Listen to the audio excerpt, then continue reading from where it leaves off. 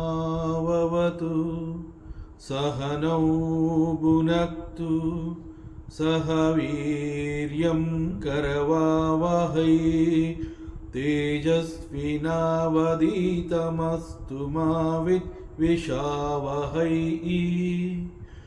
Om Shanti Shanti ಶಾಂತಿಃ.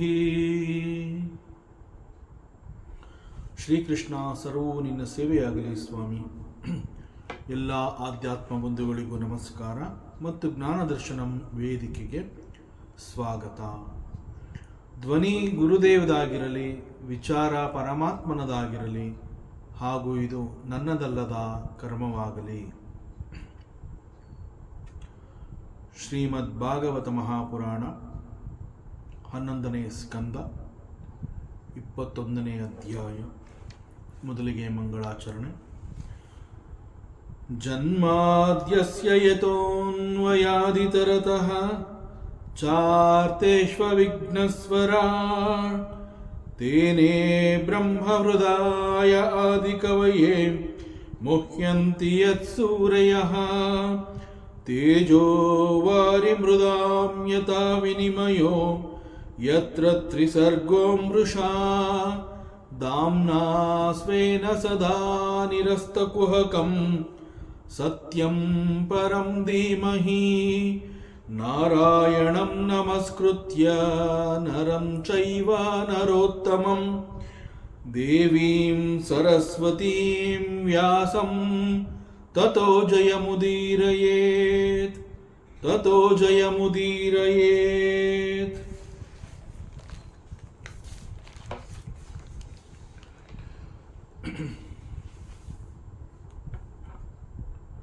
So in this ಸೃಷ್ಟಿ of the Paramatma,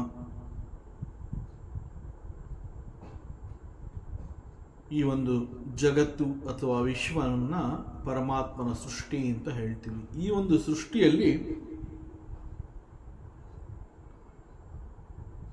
ಒಂದು ಸೂಕ್ಷ್ಮವಾದ, it is like humming sound, ಬಹಳ ಸೂಕ್ಷ್ಮವಾದ ಶಬ್ದ ಅದು ನಿರಂತರವಾಗಿ ಈ ಜಗತ್ತಿನಲ್ಲಿ ಎಲ್ಲ ಭಾಗಗಳಲ್ಲೂ ಅದು ಕೇಳಿಬರುತ್ತೆ.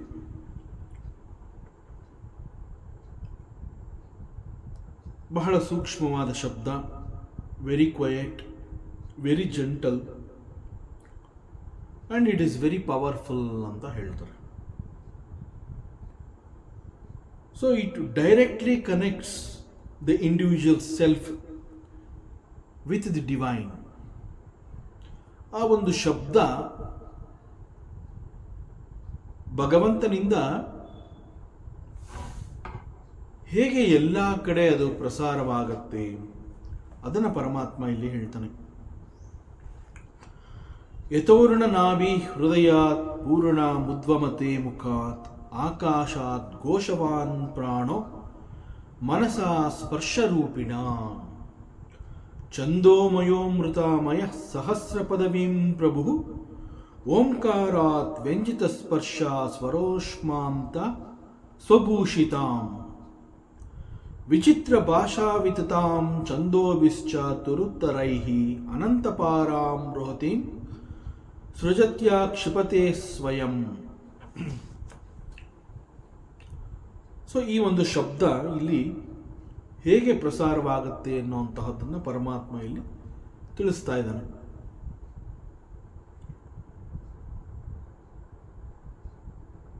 ಪರಮಾತ್ಮನಿಂದ ಹೊರಬರ್ತಾ ಇರುವಂತಹ ಶಬ್ದವನ್ನು ಅವನು ತಿಳಿಸ್ತೀನಿ ಅಂತ ಹೇಳಿದ್ರು ಕೂಡ ಅದು ನಮಗೆ ಅರ್ಥವಾಗಬೇಕು.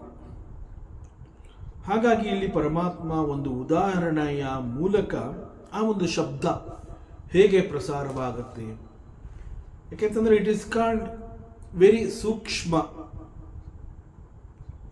It is very calm, it is very quiet, it connects every individual with the self. So ಅಷ್ಟೊಂದು ಸೂಕ್ಷ್ಮವಾದ ಶಬ್ದ ಈ ಸೃಷ್ಟಿಯ ಎಲ್ಲ ಭಾಗದಲ್ಲೂ ಎಲ್ಲ ಕಡೆಗಳಲ್ಲೂ ಅದು ಇದೆ. ಅದು ಹೇಗೆ ಅದು ಎಲ್ಲ ಕಡೆ ಇರೋದಕ್ಕೆ ಸಾಧ್ಯ? ಅದನ್ನು ಹೇಗೆ ಭಗವಂತ ಎಲ್ಲ ಕಡೆ ಒದಗಿಸಬಲ್ಲ? ಅದಕ್ಕೆ ಅವನು ಒಂದು ಉದಾಹರಣೆಯನ್ನು ಕೊಡ್ತಾನೆ. ಯಥೋರ್ಣ ನಾಭೀಹಿ,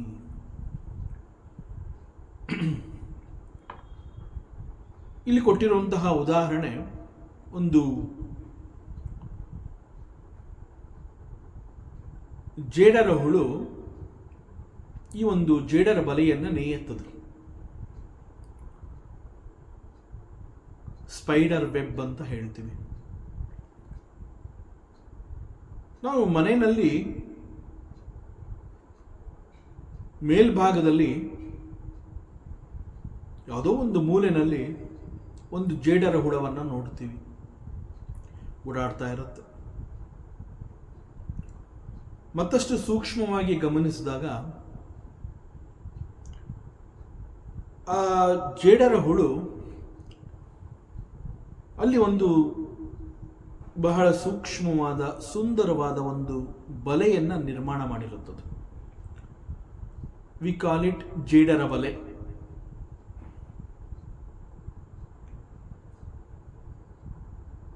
ಸೊ ಆ ಜೇಡರ ಬಲೆಯನ್ನು ಬೇರೆ ಯಾರೋ ಕಟ್ಟಿರುವಂತಹದ್ದಲ್ಲ, ಸ್ವತಃ ಆ ಜೇಡ ಆ ಬಲೆಯನ್ನು ನೇಯುತ್ತದೆ.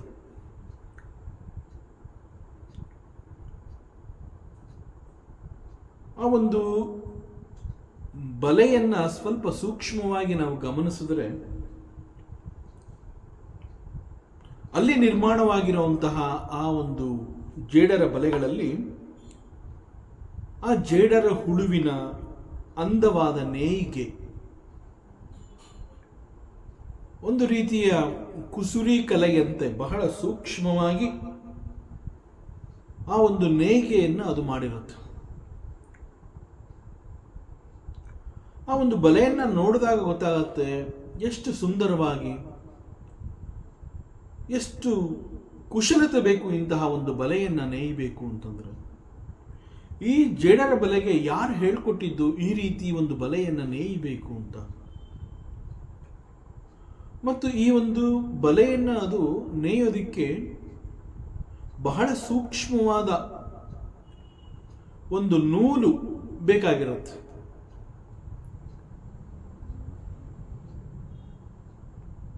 ಆ ಒಂದು ನೂಲು ಅಥವಾ ಒಂದು ಸೂಕ್ಷ್ಮವಾದ ಆ ಎಳೆಗಳನ್ನು ಜೇಡರ ಹುಳು ಎಲ್ಲಿಂದ ತರುತ್ತೆ? ಅದು ಎಲ್ಲೋ ಹೋಗಿ ಹುಡುಕೊಂಡು ಅಂತಹ ಸೂಕ್ಷ್ಮವಾದ ಎಳೆಗಳನ್ನು ತಂದು ಒಂದು ಬಲೆಯನ್ನು ಅದು ನೇಯೋದಿಲ್ಲ. ಆ ಜೇಡರ ಹುಳು ತನ್ನ ಒಳಗಿನಿಂದಲೇ, ತನ್ನ ದೇಹದ ಒಳಗಿನಿಂದಲೇ ಆ ಜೇಡರ ಹುಳು ತನ್ನ ಬಾಯಿಯ ಮೂಲಕ ಆ ಒಂದು ಸೂಕ್ಷ್ಮವಾದ ಎಳೆಗಳನ್ನು ಹೊರಗಡೆ ತರುತ್ತೆ. ಸೊ ಬಾಯಿಯ ಮೂಲಕ ಹೊರತಂದು ಇಂತಹ ಒಂದು ವೆಬ್ ಬಲೆ ಅವುಗಳನ್ನು ನೇಯುತ್ತವೆ, ನಿರ್ಮಾಣ ಮಾಡುತ್ತವೆ.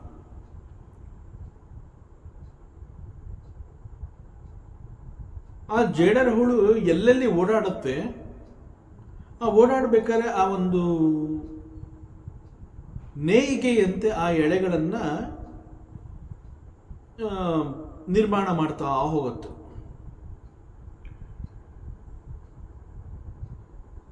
ಇಟ್ ಈಸ್ ಎ ವೆರಿ ಬಹಳ ಸೂಕ್ಷ್ಮವಾದ ಕಲೆ ಅದು. It requires A different skill. ಅಲ್ಲಿ ಆ ಜೇಡರ ಹುಳುವಿನ ಒಂದು ಬುದ್ಧಿಯನ್ನು, ಆ ಒಂದು ಸೂಕ್ಷ್ಮವಾದ ಇಂಟೆಲಿಜೆನ್ಸ್ ನಾವು ನೋಡಬಹುದು. ಬಹಳ ಕಷ್ಟಪಟ್ಟು ಹೀಗೆ ಆ ಒಂದು ಸುಂದರವಾದ ಬಲೆಯನ್ನು ಅದು ನಿರ್ಮಾಣ ಮಾಡುತ್ತೆ. ಕೇವಲ ಆ ಜೇಡರ ಹುಳುಗೆ ಮಾತ್ರ ಗೊತ್ತು ಆ ಬಲೆಯನ್ನು ಹೇಗೆ ನೇಯ್ಗೆ ಮಾಡಬೇಕು, ಹೇಗೆ ಕನೆಕ್ಟ್ ಮಾಡಬೇಕು, ಮತ್ತು ಅದಕ್ಕೆ ಬೇಕಾಗಿರುವಂತಹ ಆ ಸೂಕ್ಷ್ಮವಾದ ಎಳೆಗಳನ್ನು ಅದು ಹೇಗೆ ತನ್ನ ಒಳಗಡೆನಿಂದನೇ ಅದು ತಾರುತ್ತೆ. ಆ ನಂತರದಲ್ಲಿ ಆ ಬಲೆ ಬೇಡ ಅಂತಂದಾಗ ಮತ್ತೆ ಎಲ್ಲವನ್ನ ಅದು ತನ್ನ ಬಾಯಿಯ ಮೂಲಕ ಎಲ್ಲ ತನ್ನ ಒಳಗಡೆ ಅದು ತಗೊಂಡ್ಬಿಡುತ್ತೆ. So similarly the supreme lord Paramatma, he is doing exactly like this. ವಿಶ್ವದ ಎಲ್ಲ ಕಡೆಗಳಲ್ಲಿ he has got the capacity to establish this network system of creating this ಸೂಕ್ಷ್ಮವಾದ ಶಬ್ದ.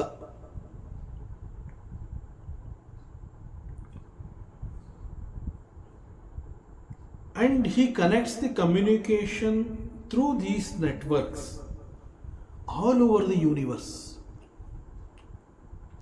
ಪ್ರಪಂಚದ ಯಾವ ಮೂಲೆಯನ್ನು ಬಿಡದೆ ಎಲ್ಲ ಕಡೆ ಆ ಶಬ್ದ ಪ್ರಸಾರವಾಗುವಂತೆ ಒಂದು ರೀತಿಯ ನೆಟ್ವರ್ಕ್ ಸಿಸ್ಟಮ್ ಅಂತ ನಾವೇನು ಹೇಳ್ತೀವಿ, ಆ ರೀತಿಯಲ್ಲಿ ಕೆಲವುಗಳನ್ನು ಅವನು ಎಸ್ಟಾಬ್ಲಿಷ್ ಮಾಡಿರ್ತಾನೆ. ಪರಮಾತ್ಮ ಇಂತಹ ಒಂದು ನೆಟ್ವರ್ಕ್ನ ಕ್ರಿಯೇಟ್ ಮಾಡಿದ್ದಾನೆ, ಎಸ್ಟಾಬ್ಲಿಷ್ ಮಾಡಿದ್ದಾನೆ ಅಂತಂದರೆ we cannot see that and we cannot understand that also. ನಾವು ಯಾವುದೋ ಟೆಲಿಕಮ್ಯುನಿಕೇಷನ್ ಅಂತ ಹೇಳಿ ಕೆಲವು ಟವರ್ಗಳನ್ನ ನೋಡ್ತೀವಿ, ಅಲ್ಲಿರೋ ಕೆಲವು ಕೇಬಲ್ಗಳನ್ನು ನೋಡ್ತೀವಿ. ಸೊ ನಾವು ಮಾತನಾಡ್ತೀವಿ, ಇದು ಯಾವುದೋ ಒಂದು ಕಮ್ಯುನಿಕೇಷನ್ ನೆಟ್ವರ್ಕ್, ಯಾವುದೋ ಒಂದು ಕೇಬಲ್ ಇರಬಹುದು. ಬಟ್ ಪರಮಾತ್ಮ ನಿರ್ಮಾಣ ಮಾಡಿರುವಂತಹ ಈ ಒಂದು ನೆಟ್ವರ್ಕ್ ಸಿಸ್ಟಮಲ್ಲಿ you cannot see any tower like that, or you cannot see any cable. ಕೇವಲ ಅದು ಭಗವಂತನಿಗೆ ಗೊತ್ತು ಹೇಗೆ ಮಾಡಬೇಕು, ಯಾವ ರೀತಿ ಮಾಡಿದ್ದೀನಿ ಅನ್ನೋದು ಕೇವಲ ಭಗವಂತನಿಗೆ ಗೊತ್ತು. ವಿ ಜಸ್ಟ್ ಹ್ಯಾವ್ ಟು, ನಮಗೆ ಅರ್ಥ ಆಗಬೇಕು ಅಂತ ಹೇಳಿ ಪರಮಾತ್ಮ ಇಲ್ಲಿ ಈ ಒಂದು ಉದಾಹರಣೆಯನ್ನು ಕೊಟ್ಟು, ಹೇಗೆ ನಾನು ಈ ಒಂದು ಸೃಷ್ಟಿಯಲ್ಲಿ ಈ ಒಂದು ಸೂಕ್ಷ್ಮವಾದ ಶಬ್ದ ವಿಶ್ವದ ಎಲ್ಲ ಕಡೆ ಅದು ಇರೋ ಹಾಗೆ ನಾನು ಮಾಡಿದ್ದೀನಿ ಅನ್ನುವಂಥದ್ದನ್ನು ಹೇಳೋದಕ್ಕೆ ಇಲ್ಲಿ ಈ ಉದಾಹರಣೆಯನ್ನು ಕೊಟ್ಟಿದ್ದಾನೆ ಅವನು. ಸೊ ದಿ ವೆರಿ ಸೃಷ್ಟಿ it self is very wonder. ನಮಗೆ ಭಗವಂತನ ಈ ಒಂದು ಅಚ್ಚುಕಟ್ಟಾದ ಒಂದು ಸೃಷ್ಟಿಯನ್ನು ಅರ್ಥ ಮಾಡ್ಕೊಳ್ಳೋದಕ್ಕೆ ಸಾಧ್ಯ ಇಲ್ಲ. ಅಂಥದ್ರಲ್ಲಿ ಇಲ್ಲಿ ಕೂಡ ಅನೇಕ ಅದ್ಭುತಗಳು ಅವನು ಕ್ರಿಯೇಟ್ ಮಾಡಿದ್ದಾನೆ. ಅಂತಹ ಅನೇಕ ಅದ್ಭುತಗಳಲ್ಲಿ ಈ ಒಂದು ಹಮ್ಮಿಂಗ್ ಸೌಂಡ್ ನಿರಂತರವಾಗಿ ಅದು ಅಲ್ಲಿರುತ್ತೆ. So this is how a network system, communication system is established by the Bhagavanta. And ಅದು ಹೇಗೆ ಅಂತಂದರೆ ಪ್ರತಿಯೊಬ್ಬ ಮನುಷ್ಯನ ಒಳಗಡೆ ಕೂಡ ಅದು ಕನೆಕ್ಟ್ ಆಗೋ ಹಾಗೆ ಅವನು ಮಾಡಿರ್ತಾನೆ. ಇದು not only with the human beings, it's been established with all the beings that are there in this existence. So ಈ ಶಬ್ದ ಅನ್ನುವಂತಹದ್ದು ಪ್ರಾಣಿಗಳಲ್ಲಿ ಅಂತ ಹೇಳಿದಾಗ ಪ್ರಾಣ ಇರುವಂತಹ ಎಲ್ಲವುಗಳನ್ನು ನಾವು ಪ್ರಾಣಿಗಳು ಅಂತ ಈ ಸಂದರ್ಭದಲ್ಲಿ ಅರ್ಥ ಮಾಡ್ಕೋಬೇಕಾಗುತ್ತೆ. And it is just only the animals ಹಾಗರೆ ಅಂತ ಅಲ್ಲ, ಇದು ಪ್ರಾಣ ಇರುವಂತಹ ಎಲ್ಲ ಜೀವಜಂತು ಅವುಗಳಲ್ಲಿ ಈ ಒಂದು ಪ್ರಾಣವಾಯುವಿನ ಘೋಷ ರೂಪದಿಂದ ಅತಿ ಸೂಕ್ಷ್ಮವಾಗಿ ಈ ಒಂದು ಶಬ್ದ ಹೊರಹೊಮ್ಮತಾ ಇರುತ್ತೆ. And this we can understand and this we can experience while doing the bhramari pranayama. ಈ ಒಂದು ಭ್ರಮರಿ ಪ್ರಾಣಾಯಾಮದಲ್ಲಿ ನಾವು ಎರಡೂ ಕಿವಿಗಳನ್ನು ಮುಚ್ಚಿಕೊಂಡು ಕಂಪ್ಲೀಟ್ ನಮ್ಮ ಮನಸ್ಸನ್ನು ಆ ಒಂದು ವಿಶ್ವದ ಮೇಲೆ ಫೋಕಸ್ ಮಾಡಿದಾಗ, ಗಮನಿಸಿದಾಗ ಈ ಒಂದು ಪ್ರಾಣಘೋಷ ಅಂತಂದ್ರೆ ಈ ಒಂದು ಶಬ್ದ ನಮಗೆ ವ್ಯಕ್ತವಾದಂತಹ ಅನುಭವ ಆಗುತ್ತೆ. It is possible to hear that sound. It is there.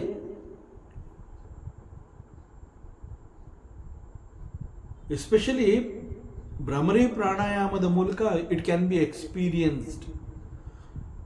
And this particular pranayama, why it is called Bhramari? ಭ್ರಮರ ಅಂತಂದರೆ ಒಂದು ದುಂಬಿಯ ಝೇಂಕಾರ ಹೇಗೆ ಗುಯ್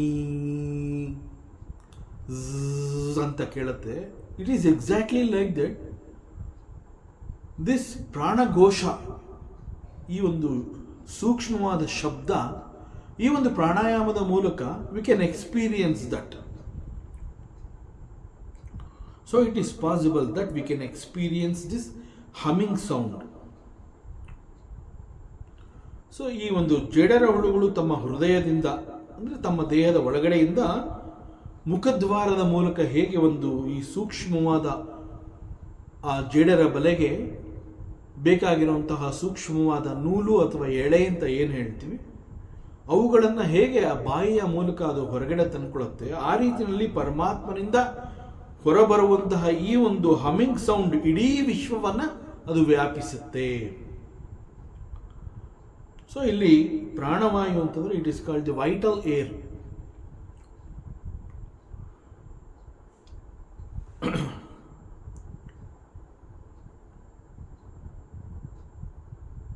ಶರೀರ ಅಂತ ಹೇಳಿದಾಗ 3 ರೀತಿಯ ಶರೀರಗಳಲ್ಲಿ ಸ್ಥೂಲ ಶರೀರ ಅನ್ನುವಂತಹದ್ದು ಕಣ್ಣಿಗೆ ಕಾಣುತ್ತೆ.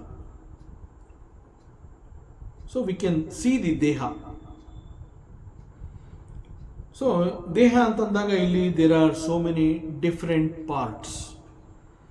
ಯಾಕೆಂತಂದರೆ ಸೂಕ್ಷ್ಮ ದೇಹ ಅಂತ ಹೇಳಿದಾಗ ಅದನ್ನು ನೋಡೋದಕ್ಕೆ ಸಾಧ್ಯ ಇಲ್ಲ.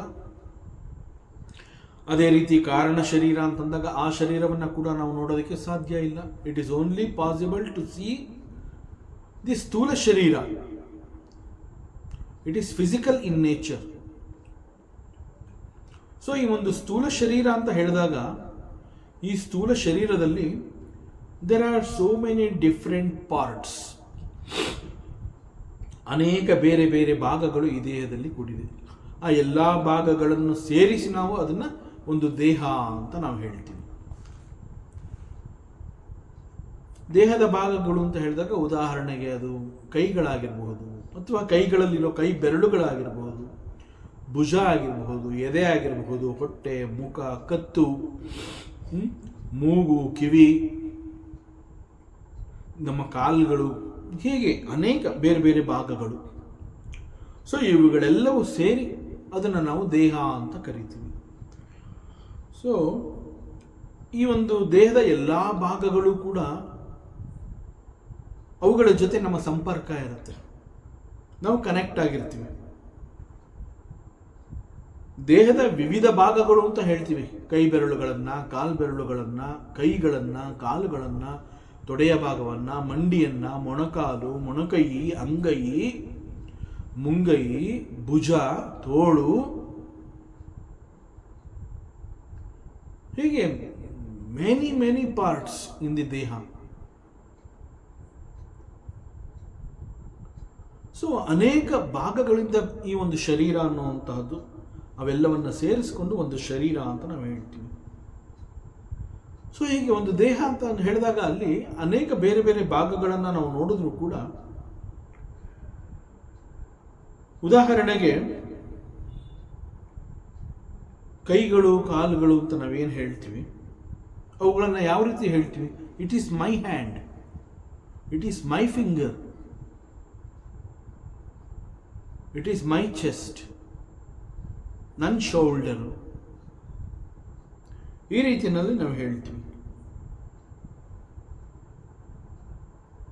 So finger is me, shoulder ಅಂತ ಹೇಳಿದಾಗ ಇಟ್ ಈಸ್ ಮೀ, ಕಾಲ್ಗಳು ಅಂತ ಹೇಳಿದಾಗ ಇಟ್ ಈಸ್ ಮೀ. ಸೊ ದೇಹದ ಪ್ರತಿಯೊಂದು ಭಾಗದ ತುಟ್ಟ ತುದಿಯವರೆಗೂ ಕೂಡ ನಾನು ನನ್ನನ್ನು ಅವುಗಳ ಜೊತೆಯಲ್ಲಿ ಗುರುತಿಸ್ಕೊಂಡಿರ್ತೀನಿ. ಸೊ ನಾನು ನನ್ನನ್ನು ಯಾವ ರೀತಿಯಲ್ಲಿ ಗುರುತಿಸ್ಕೊಡ್ತೀನಿ ಅಂತಂದರೆ, ನನ್ನ ಕಾಲುಗಳ ಬೆರಳಿನ ಉಗುರಿನ ತುಟ್ಟ ತುದಿಯಿಂದ ಪ್ರಾರಂಭ ಆದರೆ ನೆತ್ತಿಯವರೆಗೆ ಪ್ರತಿಯೊಂದು ಭಾಗವನ್ನು ನಾನು ನೋಡ್ಬಿಟ್ಟು ಅದನ್ನು ನಾನು ಅಂತಲೇ ನಾನು ಹೇಳ್ಕೊತೀನಿ. ಬಿಕಾಸ್ ಅಲ್ಲೆಲ್ಲ ನಾನು ಅನ್ನುವಂತಹದ್ದು ನನಗೆ ಗೊತ್ತಾಗುತ್ತೆ. ನನ್ನ ಹಣೆಯನ್ನು ಮುಟ್ಕೋಬಹುದು, ಮೂಗನ್ನು ಮುಟ್ಕೋಬಹುದು, ನನ್ನ ನೆತ್ತಿಯನ್ನು ಮುಟ್ಕೋಬಹುದು, ದೇಹದ ಇಂತಹ ಯಾವುದೇ ಭಾಗವನ್ನು ನಾನು ಮುಟ್ಟು ನೋಡಿಕೊಂಡಾಗ ಅದನ್ನು ನಾನು ಅಂತಲೇ ಹೇಳ್ಕೊತೀನಿ. It is my finger, it is my hand, it's me. So ನಾನು ಅನ್ನುವಂತಹದ್ದು ಈ ರೀತಿ ದೇಹದ ಎಲ್ಲ ಭಾಗಗಳಲ್ಲೂ ಕೂಡ ನಾನು ಅನ್ನುವಂತಹದ್ದನ್ನು ನಾನು ಗುರುತಿಸ್ಕೊಂಡಿರ್ತೀನಿ. ಸೊ ದೇಹ ಹೀಗೆ ಗೋಚರಕ್ಕೆ ಸಿಗತ್ತೆ. But actually what is this ದೇಹ? ಸೊ ಈ ದೇಹ ಏನು ಹಾಗಾರೆ ಅಂತಂದ್ರೆ, ವೇದಾಂತದಲ್ಲಿ ಇದನ್ನ ಫುಡ್ ಬ್ಯಾಗ್, ಅನ್ನಮಯ ಅಂತ ಹೇಳ್ತಾರೆ. ನಾವು ಪ್ರತಿನಿತ್ಯ ಆಹಾರವನ್ನು ಸೇವಿಸ್ತೀವಿ. ಈ ಆಹಾರವನ್ನು ನಾವು ಎಂದಿನಿಂದ ಸೇವಿಸೋದಕ್ಕೆ ಪ್ರಾರಂಭ ಮಾಡಿದ್ವಿ? ಯಾವಾಗ ನಮಗೆ ಜನ್ಮ ಅನ್ನುವಂತಹದ್ದು ಸಿಕ್ಕಿ ನಾವು ಹುಟ್ಟಿದೀವಿ ಅಂತ ಅನ್ನಿಸ್ಕೋತೀವಿ, ಆ ಕ್ಷಣದಿಂದ ನಮಗೆ ಆಹಾರದ ಅವಶ್ಯಕತೆ ಕಂಡುಬರುತ್ತೆ. ಹುಟ್ಟಿದ ನಂತರದಲ್ಲಿ ಲಿಕ್ವಿಡ್ ಫುಡ್, ಹಾಲು ಇತ್ಯಾದಿಗಳನ್ನು ಸೇವಿಸಿ ಬೆಳೀತಾ ಬೆಳೀತಾ ಆಮೇಲೆ ಎಲ್ಲ ರೀತಿಯ ಆಹಾರವನ್ನು ನಾವು ಸೇವಿಸಿ ಈ ದೇಹದ ಪೋಷಣೆ ಮಾಡ್ತಾ ಬರ್ತೀವಿ. ಸೊ ಹುಟ್ಟಿದಾಗ ಬಹಳ ಸಣ್ಣದಾಗಿದ್ದಂತಹ ಈ ಒಂದು ದೇಹ ಕ್ರಮೇಣ ಆಹಾರದ ಸೇವನೆಯ ನಂತರದಲ್ಲಿ ದಿನನಿತ್ಯ ಅದು ತನ್ನ ಬೆಳವಣಿಗೆಯನ್ನು ಕಂಡುಕೊಂಡಿದೆ. ದೇಹ ಬೆಳೀತಾ ಬಂದಿದೆ. ದೇಹದ ಬೆಳವಣಿಗೆ ಹೇಗಾಗಿದೆ ಅಂತಂದ್ರೆ, it is because of the food.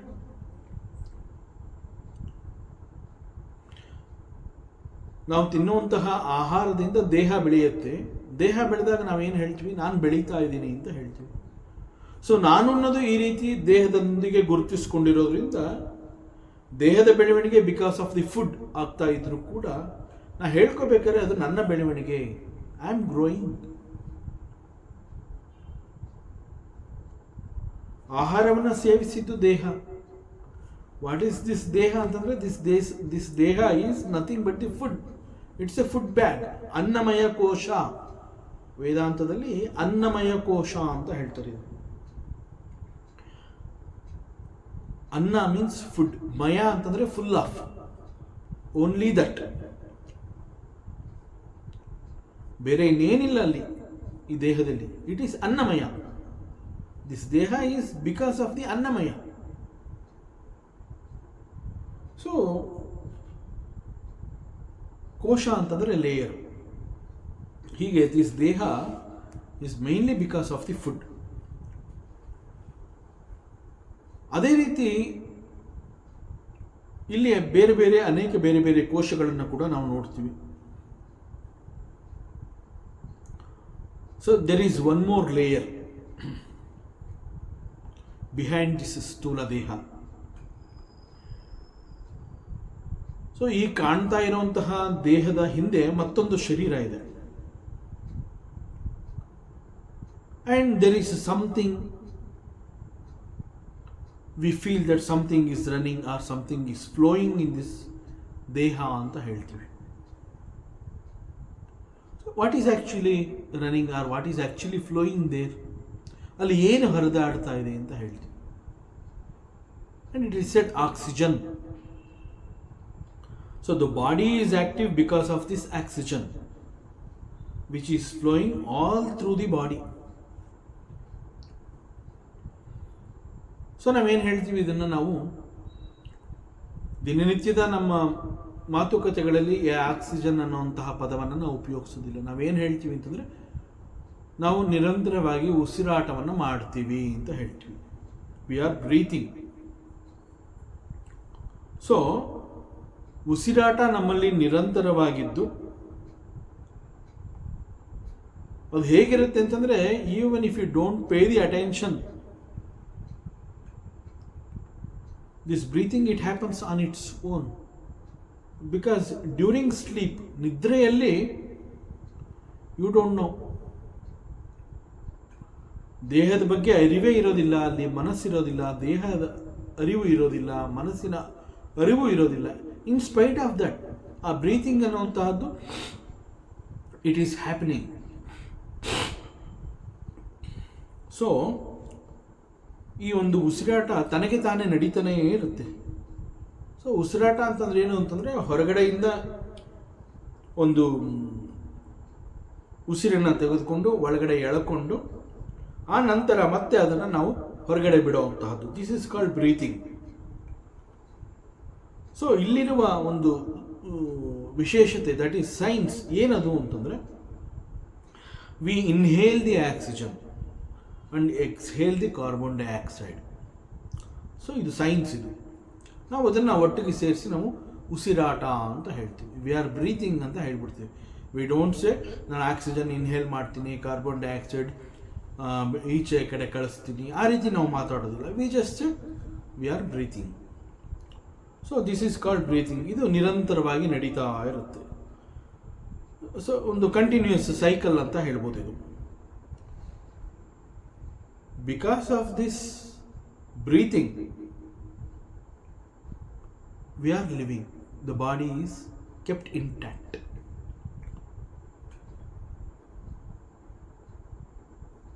ಇದನ್ನ ಲೈಫ್ ಬ್ರೀತ್ ಅಂತ ಹೇಳ್ತೀವಿ, ಪ್ರಾಣವಾಯು ಅಂತ ಹೇಳ್ತೀವಿ. ಸೊ ದಿಸ್ ಪ್ರಾಣವಾಯು ಅಂತ ಹೇಳಿದಾಗ ದಿಸ್ ಪ್ರಾಣ ಅನ್ನುವಂತಹದ್ದು ಈಸ್ ಎ ಸ್ಯಾನ್ಸ್ಕ್ರಿಟ್ ವರ್ಡ್. ಪ್ರಾಣಿ ಅನ್ನುವಂತಹ ಪದ ಬಂದಿರೋದೇ ಬಿಕಾಸ್ ಆಫ್ ದಿ ಪ್ರಾಣ. ಅದರಿಂದ ಪ್ರಾಣಿ ಅಂತ ಹೇಳಿದಾಗ it is not exactly the animal. ಎಲ್ಲೆಲ್ಲಿ ನಾವು ಪ್ರಾಣಶಕ್ತಿಗಳನ್ನು ನೋಡಬಹುದು, ಯಾರಲ್ಲಿ ಪ್ರಾಣಶಕ್ತಿಗಳನ್ನು ನೋಡಬಹುದು, they are all the pranis. So ಪ್ರಾಣ ಇರುವಂತಹ ಎಲ್ಲ ಜೀವಿಗಳು is called the prani. And this is called breathing, ಉಸಿರಾಟ. ಸೊ ಈ ಒಂದು process of inhaling and exhaling the life breath is called the prana, the vital energy. So because of this, ಈ ಶರೀರ ಅನ್ನುವಂತಹದ್ದು ಬದುಕಿದೆ ಅಂತ ನಾವು ಹೇಳ್ತೀವಿ. It is alive. ಬಟ್ ದೇಹಕ್ಕೆ ಮರಣವಾಗಿದೆ ಅಂತ ಹೇಳಿದಾಗ ದೆರ್ ಈಸ್ ನೋ ಬ್ರೀತಿಂಗ್. ಮರಣವಾದ ಒಂದು ದೇಹದಲ್ಲಿ ಅಂತಂದರೆ ಮೃತ್ಯು ಹೊಂದಿರುವಂತಹ ದೇಹದಲ್ಲಿ we cannot see the breathing. ಅವಾಗ ನಾವೇನು ಹೇಳ್ತೀವಿ? ಪ್ರಾಣ ಹೋಯಿತು ಅಂತ ಹೇಳ್ತೀವಿ. ಪ್ರಾಣ ಇದೆ ಅಂತಂದರೆ ವಿ ಆರ್ ಬ್ರೀತಿಂಗ್ ಅಂತ. ಪ್ರಾಣ ಹೋಯಿತು ಅಂತಂದರೆ there is no breathing. So the life breath it drops the body, that is called ಪ್ರಾಣ ಹೋಯಿತು. And the prani is dead. ಅದರಿಂದ ಈ ಅನ್ನಮಯ ಕೋಶ ಆದ ನಂತರದಲ್ಲಿ ಇರುವಂತಹದ್ದು ಪ್ರಾಣಮಯ ಕೋಶ. ಸೊ ಇದಕ್ಕೂ ಹಿಂದೆ the most complicated thing is there. It is called the mental body ಅಂತಂದರೆ ಮನೋಮಯ ಕೋಶ ಅಂತ ಕರೀತಾರೆ. ನಾವು ಮನಸ್ಸು ಅಂತ ಹೇಳ್ತೀವಲ್ಲ, ಇಟ್ ಈಸ್ ಆಲ್ಮೋಸ್ಟ್ ಮನಸ್ಸು ಅಂತ ಹೇಳಿದಾಗ ದಿಸ್ ಮನಸ್ಸು ಈಸ್ ಒಂದರ್ಥದಲ್ಲಿ it is very intelligent.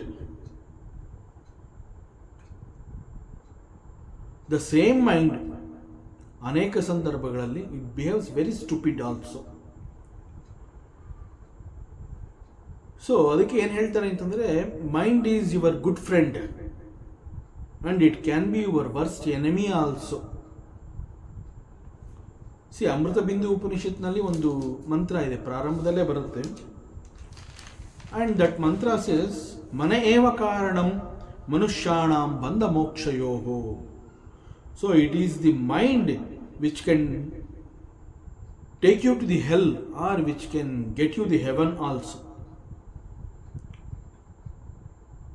So that is the capacity of the mind. So mind means, ಅದಕ್ಕೆ ವಾಟ್ ಈಸ್ ಮೈಂಡ್ ಅಂತ ಹೇಳಿದಾಗ mind is continuous flow of thoughts ಅಂತ ಹೇಳ್ತಾರೆ.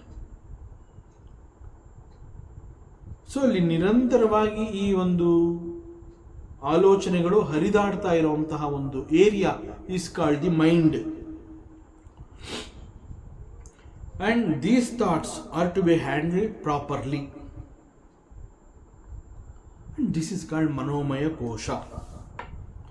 ಆ್ಯಂಡ್ ಅದಕ್ಕೂ ಹಿಂದೆ ಇರುವಂತಹ ಮತ್ತೊಂದು layer, there is one more sheath, and it is called jnanamaya ಕೋಶ.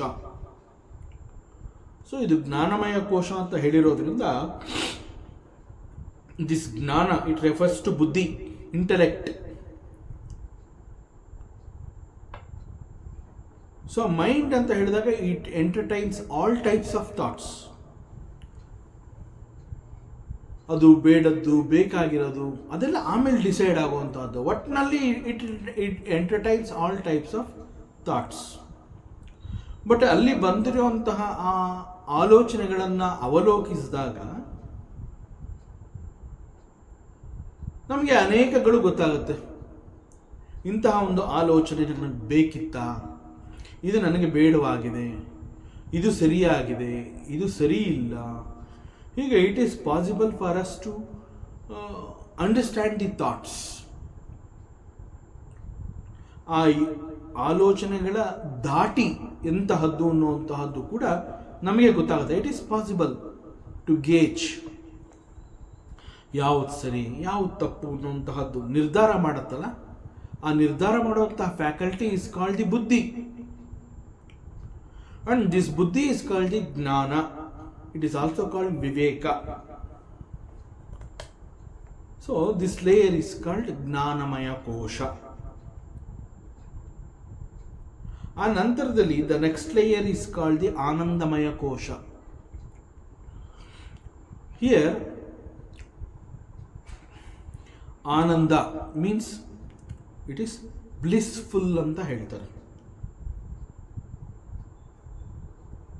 ಹೀಗೆ ಈ ಆತ್ಮ ಅನ್ನುವಂತಹದ್ದು it is covered by all these 5 different sheaths, layers. But ಇಲ್ಲಿ ಮುಖ್ಯವಾಗಿ ನಮಗೆ ಬಂದಿರುವಂತಹ ಪ್ರಶ್ನೆ, ಈ ಶಬ್ದ ಸೂಕ್ಷ್ಮವಾದ ಒಂದು ಹಮ್ಮಿಂಗ್ ಸೌಂಡ್, ಪ್ರಾಣಘೋಷ ಅಂತ ಹೇಳಿರುವಂತಹ ಈ ಒಂದು ಶಬ್ದ ಎಲ್ಲಿಂದ ಬರ್ತಾ ಇದೆ? ಈ ಜೇಡರ ಹುಳುಗಳು ತಮ್ಮ ಹೃದಯದಿಂದ, ತಮ್ಮ ದೇಹದ ಒಳಗಡೆಯಿಂದ, ಮುಖದ್ವಾರದ ಮೂಲಕ ಈ ಒಂದು ಸೂಕ್ಷ್ಮವಾದ ನೂಲನ್ನು ಹೊರಹಾಕಿ ಒಂದು ಬಲೆಯನ್ನು ಅವು ನಿರ್ಮಾಣ ಮಾಡುತ್ತೆ. It is exactly like that. Here this is ಸೂಕ್ಷ್ಮವಾದ ಶಬ್ದ, the sound, humming sound. It comes out from the ಪರಮಾತ್ಮ. Though it is from the Paramatma, it transmits through the vital air. ಅದನ್ನು ಪ್ರಸಾರ ಮಾಡೋದು ಯಾವುದು ಅಂತಂದ್ರೆ this vital air, Pranavayu. So ಆಕಾಶಾನ್ ಘೋಷವಾನ್ ಪ್ರಾಣೋ. ಹೀಗೆ this ಆತ್ಮ is covered by the 5 layers. And the second layer is this pranamaya kosha. The sound comes out through this layer. So idar artha, the supreme personality called the Lord, he manifests himself as this pranamayu. ಅಲ್ಲಿ there is no separate entity. Pranavayu ಅಂತ ಇನ್ನೊಂದು ಯಾವುದೋ ಒಂದು vital energy ಅಲ್ಲಿದೆ ಅಂತ ಅಲ್ಲ. ಭಗವಂತ he himself manifests as the Pranavayu. ವೇದಾಂತದಲ್ಲಿ ಒಂದು ಮಾತು ಹೇಳ್ತಾರೆ, ಯಾವುದು ಒಂದು ಇದೆ ಅದು ಭಗವಂತ. ಭಗವಂತನನ್ನು ಹೊರತುಪಡಿಸಿದ್ರೆ ಅಲ್ಲಿ ಬೇರೆ ಇನ್ನೇನೂ ಇಲ್ಲ. ಸೊ ಹಿಯರ್ ದಿಸ್ ಪ್ರಾಣವಾಯು ಅಂತ ಹೇಳಿದಾಗ, ದಿಸ್ ಪ್ರಾಣವಾಯು ಅನ್ನುವಂತಹದ್ದೇನು ಅಂತಂದ್ರೆ ಭಗವಂತನ ಮತ್ತೊಂದು ಮ್ಯಾನಿಫೆಸ್ಟೇಷನ್ ಅದು.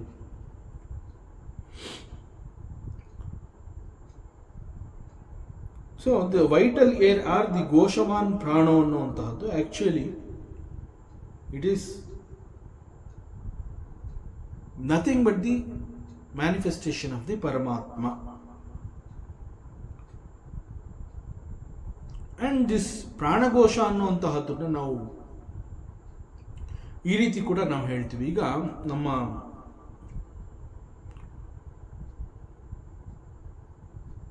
ದೇಹದ ಮತ್ತೊಂದು ಭಾಗ ಹೃದಯ ಅಂತ ನಾವು ಹೇಳ್ತೀವಿ, ಹಾರ್ಟ್ ಅಂತ ಹೇಳ್ತೀವಿ. ಆ ಹಾರ್ಟಲ್ಲಿ ಕಂಟಿನ್ಯೂಸ್ ಆಗಿ there is one sound called lub dub lub dub lub dub.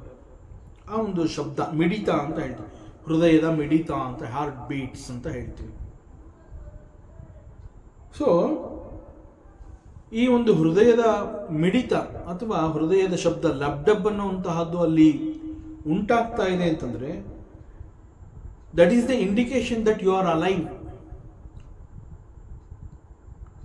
ಆ ಒಂದು ಹೃದಯದ ಮಿಡಿತ ಅಲ್ಲಿ ಲಬ್ ಡಬ್ ಇದೆ ಅಂತಂದ್ರೆ it is an indication that you are alive. So ವೇದಾಂತ ಏನು ಹೇಳುತ್ತೆ ಈ ಸಂದರ್ಭದಲ್ಲಿ? See, if you are alive, think it is because I am there inside you making that sound lub dub. So it is because of me that lub dub sound is, it's me only. I am there in your heart. I am doing that lub dub so that you are alive. So ನೀನು ಬದುಕಿದೀನಿ ಅಂತ ನಿನಗೆ ಅನ್ನಿಸ್ತಾ ಇದೆ ಅಂತಂದ್ರೆ you should know that there is a heartbeat. And when you understand that heartbeat, that is Paramatma. There is no such lub-dub sound in the dead bodies. So again understand that I am not there. ಇದನ್ನು ಇಲ್ಲಿ ಪರಮಾತ್ಮ ಹೇಳ್ತಾ ಇದ್ದಾನೆ. So ದೇಹ ಬದುಕಿರಬೇಕು ಅಂತಂದ್ರೆ ಮುಖ್ಯವಾಗಿ ಅಲ್ಲಿ ಭಗವಂತ ಇರಬೇಕು, ದೇಹದಲ್ಲಿ ಭಗವಂತ ಇರಬೇಕು. ಅಂಡ್ ಅವನು ಮಾಡುವಂತಹ ಶಬ್ದ it comes out through the pranavayu called the vital air.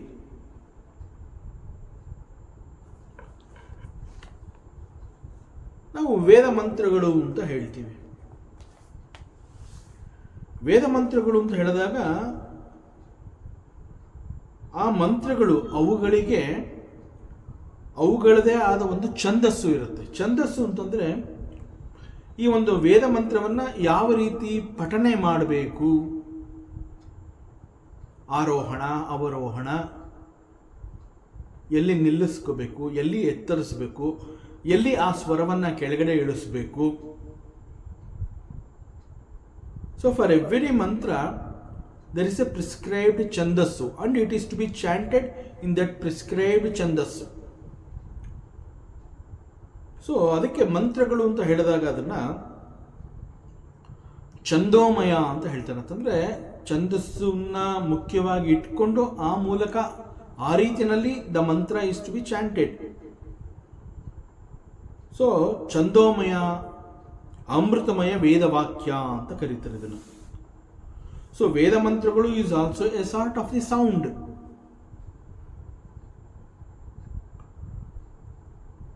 ದೇಹದಲ್ಲಿ ಸೇರಿಕೊಂಡಿರುವಂತಹ ಈ ಮನುಷ್ಯ ಶಬ್ದದ ಉಚ್ಚಾರಣೆ ಮಾಡುವಾಗ ಘೋಷ ವಿಶಿಷ್ಟವಾದ ಆ ಪ್ರಾಣವಾಯು, ದ ವೈಟಲ್ ಏರ್, ಅದು ನಾಭಿಯಿಂದ ಎದೆಯವರೆಗೆ ಇರುವಂತಹ ರಂಧ್ರದಿಂದ ಮನಸ್ಸಿನ ಮೂಲಕ ಮೇಲೆ ಹೊರಟು ಎದೆ, ಕಂಠ ಮುಂತಾದ ಬೇರೆ ಬೇರೆ ಭಾಗಗಳನ್ನು ಸ್ಪರ್ಶಿಸಿ ಕೊನೆಗೆ ವಾಕ್ ರೂಪದಿಂದ, ವಾಕ್ ಇಂದ್ರಿಯದಿಂದ ಅದು ವ್ಯಕ್ತವಾಗುತ್ತೆ. ಹೀಗೆ ದೇಹ, ಇಂದ್ರಿಯ ಇತ್ಯಾದಿಗಳನ್ನು ಧರಿಸತಕ್ಕ ಪ್ರಾಣವಾಯು ವಾಗೇಂದ್ರಿಯದ ಮೂಲಕ ಛಂದೋಮಯವಾಗಿ, ಅಮೃತಮಯವಾಗಿ ಒಂದು ಮಂತ್ರ ರೂಪದಿಂದ ಅದು ಹೊರಗಡೆ ಬರುತ್ತೆ. ವೇದಘೋಷ ಅಂತ ಕರೆಸ್ಕೊಳ್ಳುತ್ತೆ. ಸೊ ಛಂದೋಮಯ ಅಂತಂದರೆ ಪ್ರಿಸ್ಕ್ರೈಬ್ಡ್ ಮೀಟರ್, ಯಾವ ಒಂದು ಛಂದಸ್ಸನ್ನು ಉಪಯೋಗಿಸಿ ಅದನ್ನು ಆ ರೀತಿಯಲ್ಲಿ ಹೇಳಬೇಕು ಅಂತ ನಮ್ಮ ಸ್ಕ್ರಿಪ್ಚರ್ಸ್ ತಿಳಿಸ್ಕೊಟ್ಟಿದೆ. ಆ ರೀತಿಯಲ್ಲಿ ಹೇಳುವಂತಹದ್ದನ್ನು ಛಂದೋಮಯ. So mantras are to be chanted accordingly as prescribed by the shastras. So ಆ ರೀತಿಯಲ್ಲಿಯೇ ಆ ಛಂದಸ್ಸಿನಲ್ಲಿಯೇ ಅದನ್ನು ಪಠಿಸಿದಾಗ ಅಲ್ಲಿ ಉಂಟಾಗುವಂತಹ ಒಂದು ವೈಬ್ರೇಷನ್ಸು, ಆ ಒಂದು ಸೌಂಡು, ಆ ವೈಬ್ರೇಷನ್ಸು ಕ್ರಿಯೇಟ್ ಆಗುತ್ತೆ and it gives the meaning also. So ಹೀಗೆ ಇವುಗಳನ್ನು ವೇದ ಮಂತ್ರಗಳು ಅಂತ ಹೇಳಿದಾಗ ದೇ ಆರ್ ವೆರಿ ಸ್ಯಾಕ್ರೆಡ್ ಅಂತ ಹೇಳ್ತಾರೆ. ಬಹಳ ರಹಸ್ಯ, ಬಹಳ ವಿಶಿಷ್ಟ, ಈ ರೀತಿ ಹೇಳ್ತಾರೆ. ಎಗೇನ್ ವೇದ ಮಂತ್ರ ಅಂತ ಹೇಳಿದಾಗ ವೇದದಲ್ಲಿ ಏನು ಹೇಳ್ತಾರೆ ಅಂತಂದರೆ, Paramatma the supreme lord he himself is Veda. ಆ ವೇದ ಅನ್ನುವಂತಹದ್ದು ಯಾವುದೋ ಬೇರೆ, ಭಗವಂತ ಬೇರೆ ಅಲ್ಲ. ವೇದ ಅಂತ ಹೇಳಿದಾಗ ಭಗವಂತ himself is Veda. The Lord is not different from the Veda mantras. So these Veda mantras, they are in the form of chhandassu. So ರಾಗಬದ್ಧವಾಗಿ ಆ ರೀತಿಯಲ್ಲಿ it is to be chanted. ಆಗ the sound is very clear and it will be in the understanding format. ಆಗ you can feel the vibrations in the mantra. ಹಾಗೇನಾಗುತ್ತೆ, ಆ feeling ಹೇಗೆ ಅಂತಂದರೆ, ಮಂತ್ರವನ್ನು ಹೇಳುವವನಿಗೂ ಆ ಮಂತ್ರವನ್ನು ಕೇಳುವವನಿಗೂ ಆ ಒಂದು ವೈಬ್ರೇಷನ್, ಅದರ ಎಫೆಕ್ಟ್ ಗೊತ್ತಾಗುತ್ತೆ. ಅದರಿಂದ ಇಲ್ಲಿ ಮನಸ ಸ್ಪರ್ಶರೂಪಿಣ ಅಂತ ಹೇಳಿ ವೇದ ಮಂತ್ರಗಳನ್ನು ಕರೆದಿದ್ದಾರೆ. ಮನಸ ಸ್ಪರ್ಶರೂಪಿಣ. ಅದರಿಂದ ವೇದ ಮಂತ್ರಗಳು ಅಂತ ಹೇಳಿದಾಗ ಅವುಗಳು ಭಗವಂತನಿಗಿಂತ ಬೇರೆ ಅಲ್ಲ. ಭಗವಂತನ ಮತ್ತೊಂದು ಸ್ವರೂಪವೇ ದಿಸ್ ವೇದ ಮಂತ್ರ. ಅದಕ್ಕೆ ಭಗವಂತ ಅಂತ ಹೇಳಿದಾಗ ಭಗವಂತ ಹೇಗೆ ಬೇಕಾದರೂ ಬರಬಹುದು, ಎಲ್ಲಿ ಬೇಕಾದರೂ ಬರಬಹುದು. ಅವನಿಗೆ ಈ ರೀತಿಯಲ್ಲೇ ಬರಬೇಕು, ಹೀಗೆ ಬರಬೇಕು, ಅವನಿಗೆ ಇಂತಹ ಒಂದು ರೂಪ ಇದೆ, ಆ ರೀತಿ ಇಲ್ಲ. ಮತ್ತು ಅವನು ಯಾವ ರೀತಿಯಲ್ಲಿ ಹೇಗೆ ಬೇಕಾದರೂ, ಯಾವ ಸಮಯದಲ್ಲಿ ಬೇಕಾದರೂ ಬರುವಂತಹ ಒಂದು ಶಕ್ತಿ ಅವನಿಗಿರೋದ್ರಿಂದ ಭಗವಂತನನ್ನು ನಾವು ಸರ್ವಶಕ್ತ ಅಂತ ಕರಿತೀವಿ. ಆದ್ದರಿಂದ ಭಗವಂತನಿಗೆ ಇಂತಹದೇ ಒಂದು ಪರ್ಟಿಕ್ಯುಲರ್ ರೂಪ ಇದೆ ಅಂತ ಕೂಡ ನಾವು ಹೇಳೋದಕ್ಕೆ ಸಾಧ್ಯ ಇಲ್ಲ. ಸೊ ಈ ಪ್ರಕಾರ ಭಗವಂತ ಅಂತಂದ್ರೆ ಹಿ ಈಸ್ ವೇದ ಮಂತ್ರ. ಮತ್ತು ಈ ವೇದ ಮಂತ್ರಗಳನ್ನು ನಮ್ಮ ಶಾಸ್ತ್ರ ಅದು ಯಾವ ರೀತಿಯಲ್ಲಿ ಚಾಂಟ್ ಮಾಡಬೇಕು, ಯಾವ ಒಂದು ಛಂದಸ್ಸಿನ ಮೂಲಕ ಅದನ್ನು ಹೇಳಬೇಕು ಅಂತ ತಿಳಿಸ್ಕೊಟ್ಟಿದೆ. ಆ ಪ್ರಕಾರ ಅದನ್ನು ಅನುಸರಿಸಿ ಛಂದೋಬದ್ಧವಾಗಿ, ಛಂದೋಮಯವಾಗಿ ಆ ಮಂತ್ರವನ್ನು ಪಠಿಸಿದಾಗ ಅಲ್ಲಿ ಉಂಟಾಗುವಂತಹ ಒಂದು ಡಿವೈನ್ ವೈಬ್ರೇಷನ್ಸ್, ಅಲ್ಲಿ it creates certain divine vibrations. ಅದು ಯಾವ ರೀತಿ ಒಂದು ಭಾವನೆಯನ್ನು ಅಲ್ಲಿ ಇಡೀ ಪರಿಸರದಲ್ಲಿ ಆ ಒಂದು ಭಾವನೆ ಉಂಟು ಮಾಡುತ್ತೆ ಅಂತಂದರೆ, ಯಾರು ವೇದ ಮಂತ್ರಗಳನ್ನು ಪಠಿಸ್ತಾ ಇದ್ದಾರೆ, ಘೋಷಣೆ ಮಾಡ್ತಾ ಇದ್ದಾರೆ, ಕೇವಲ ಅವರುಗಳಿಗೆ ಮಾತ್ರ ಅಲ್ಲ, ಈ ವೇದ ಮಂತ್ರವನ್ನು ಯಾರು ಕೇಳಿಸ್ಕೋತಾ ಇದ್ದಾರೆ, ಎಲ್ಲಿಯವರೆಗೆ ಆ ವೇದ ಮಂತ್ರಗಳು, ಆ ಶಬ್ದಗಳು ಕೇಳುತ್ತೆ, ಅಲ್ಲಿಯವರೆಗೆ ಆ ಒಂದು ಪರಿಸರದಲ್ಲಿ ಒಂದು divine vibrations will be created.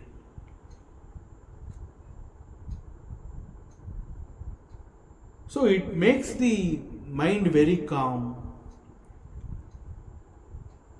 ಒಂದು ಸ್ಪೆಸಿಫಿಕ್ ಸೌಂಡ್ ಪ್ಯಾಟ್ರನ್, ಒಂದು rhythm, it's all there in the ಮಂತ್ರಾಸ್.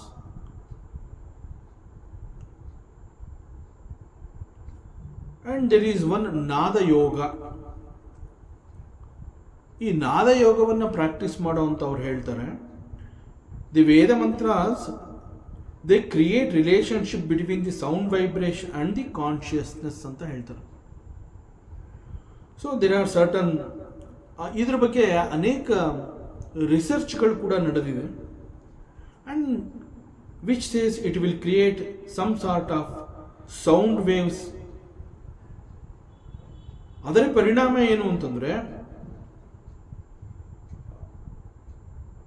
ನಮ್ಮ ಮಿದುಳು, ಬ್ರೈನ್ನಲ್ಲಿ ಕೆಲವೊಂದು ರೀತಿಯ activities, heart rate, pulse, blood pressure, ಇವೆಲ್ಲ it will improve. This is another benefit of listening to the Veda mantras and chanting the Veda ಮಂತ್ರಾಸ್.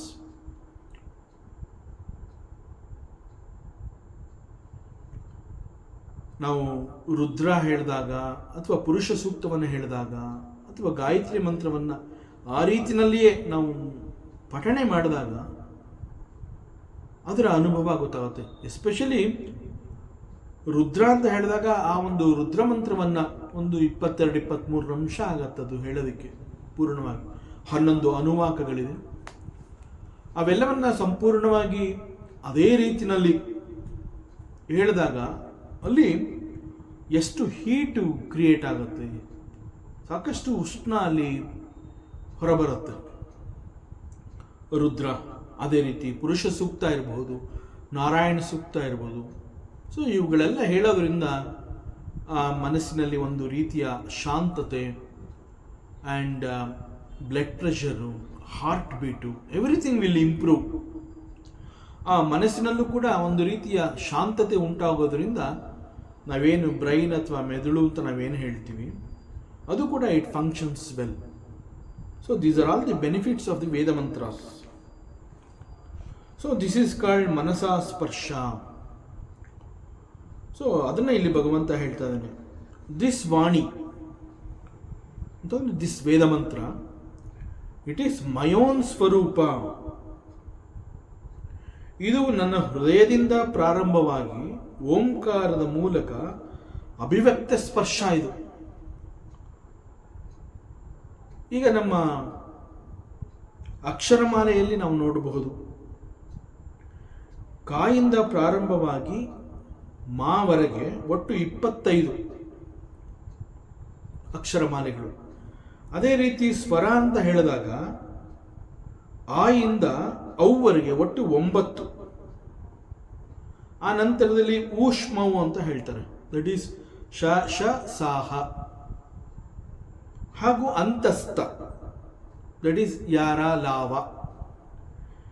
ಈ ರೀತಿ ಇಂತಹ ವರ್ಣಗಳಿಂದ ಇವೆಲ್ಲ ಕೂಡಿರುತ್ತೆ.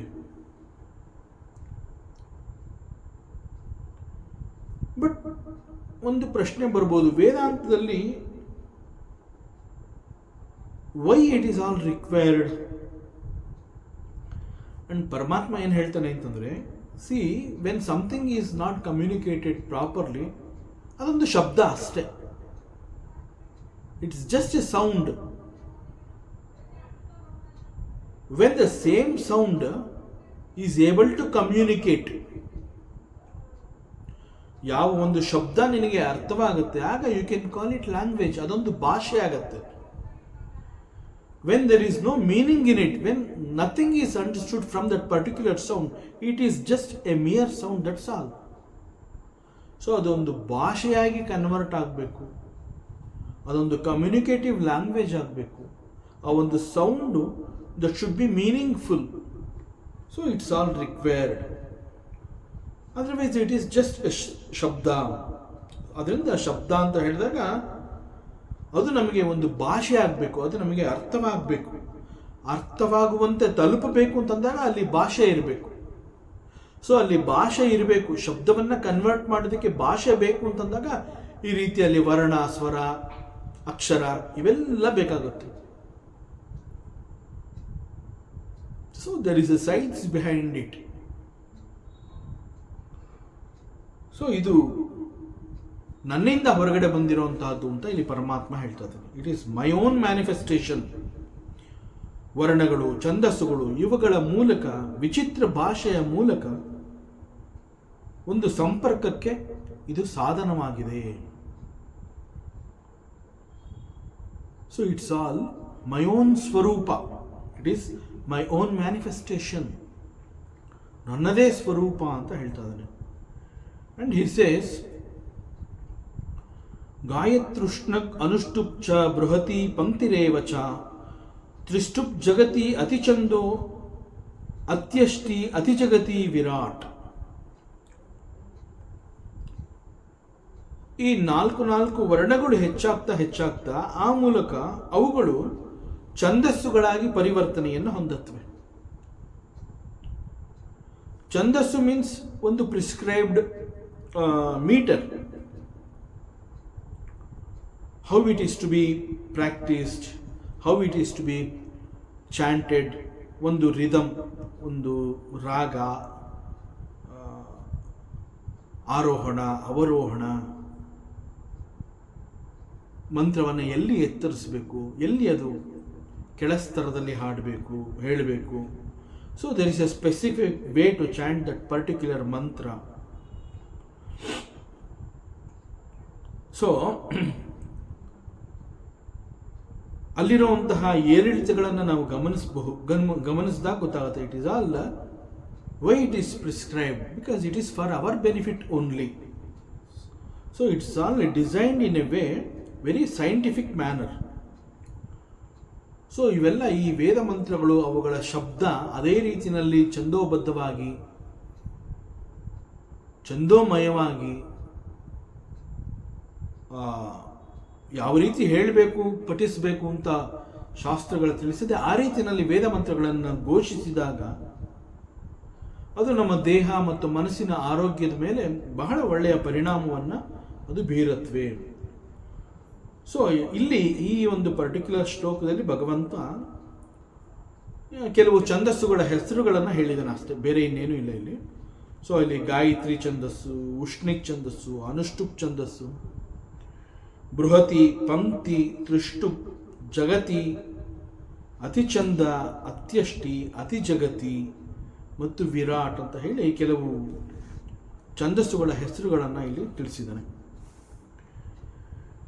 ಕಿಂ ವಿದತ್ತೆ ಕಿಮಾಚಷ್ಟೆ ಕಿಮಾನೂದ್ಯ ವಿಕಲ್ಪಯೇ ಇತ್ಯಸ್ಯ ಹೃದಯಂ ಲೋಕೆ ನಾಣ್ಯೋ ಮದ್ವೇದ ಕಶ್ಚನ. ಈಗೇನು ಭಗವಂತ ಇಲ್ಲಿ ಮತ್ತೊಂದು ದೊಡ್ಡ ತತ್ವವನ್ನು ಅವನು ಹೇಳ್ತಾ ಇದ್ದಾನೆ ಇಲ್ಲಿ. ಈ ವೇದಿಕ್ ನಾಲೆಜ್ ಅಂತ ಹೇಳಿದಾಗ it is not very easy.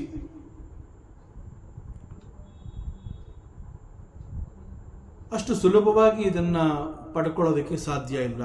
So much effort, some efforts are required. You have to put forth certain efforts. It is not easy. ಇಲ್ಲಿರುವಂತಹ ಕೆಲವು ರಹಸ್ಯ ಜ್ಞಾನಗಳು ಅಷ್ಟು ಸುಲಭವಾಗಿ ಎಲ್ಲರಿಗೂ ತಿಳಿಯುವಂತಹದ್ದಲ್ಲ. ಅದು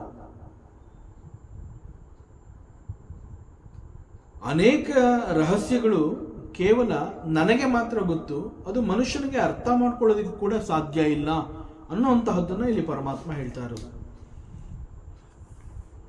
ಇಲ್ಲಿ ಮನುಷ್ಯ ಏನು ತಿಳ್ಕೊಂಡಿದ್ದಾನೆ ಅದು ಒಂದು ಸಣ್ಣ ಭಾಗ,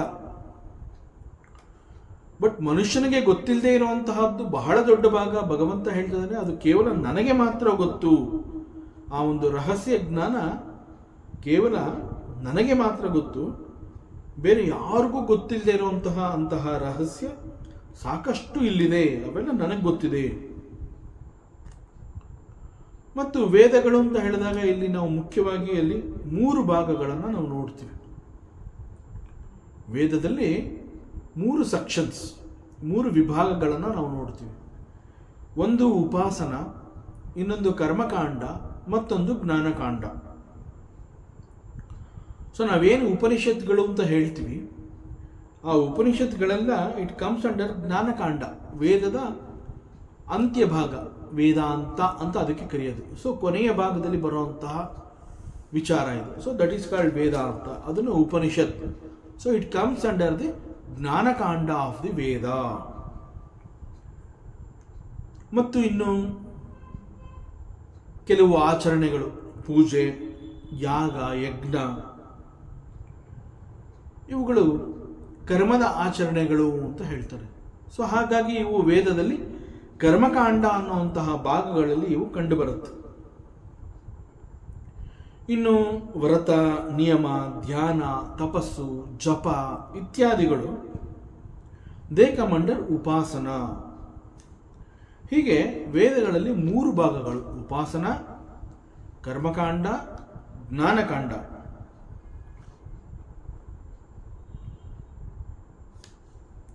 ಸೊ ಹೀಗೆ ವೇದದ ಇದಲ್ದೇನೆ ಅನೇಕ ವಿಚಾರಗಳು ವೇದದಲ್ಲಿರುವಂತಹದ್ದು ಕೇವಲ ನನಗೆ ಮಾತ್ರ ಗೊತ್ತು, ಹೆಚ್ಚಿನ ಜನಗಳಿಗೆ ಅದು ಗೊತ್ತಿಲ್ಲ.